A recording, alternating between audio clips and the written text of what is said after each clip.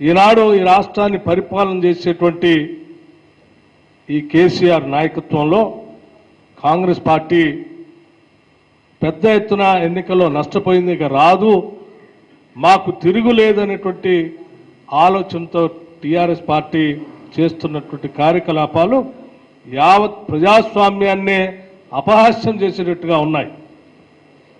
కానీ ఈయన కంటే బలమైన నాయకులు గతంలో అనేక మంది వచ్చారు, కాలగర్భంలో కలిసిపోయారు. ఆనాడు ఎన్టీ రామారావు గారు ఈ రాష్ట్రానికి ముఖ్యమంత్రి అయిన తర్వాత 83లో అజేయంగా వారు గెలిచిన తర్వాత మళ్ళీ 85లో ఎన్నికలు జరిగితే మళ్ళీ వారు గెలిచిన తర్వాత ఇక కాంగ్రెస్ పార్టీ పని అయిపోయింది, ఇక రాదు అన్నారు. కానీ 89లో డాక్టర్ చెన్నారెడ్డి గారి నాయకత్వంలో తిరిగి పెద్ద ఎత్తున కాంగ్రెస్ పార్టీకి తిరుగులేదు అని చెప్పే విధంగా అధికారంలోకి వచ్చాం. మధ్యలో మళ్ళీ వచ్చాడు ఆయన.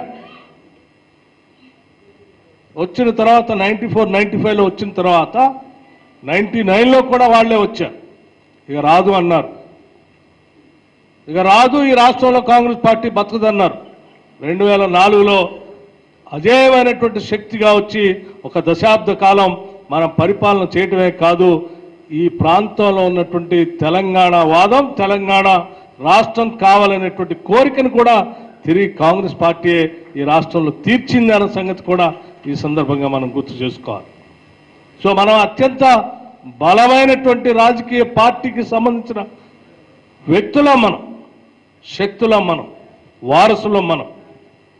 మనం ఎవరు ఎక్కడ ఆందోళన చెందవలసినటువంటి అవసరం లేదు, భయపడాల్సినటువంటి అవసరం అంతకంటే లేదు. అందుకే నేను ధైర్యంగా మీ అందరికీ మాటిస్తా ఉన్నాను.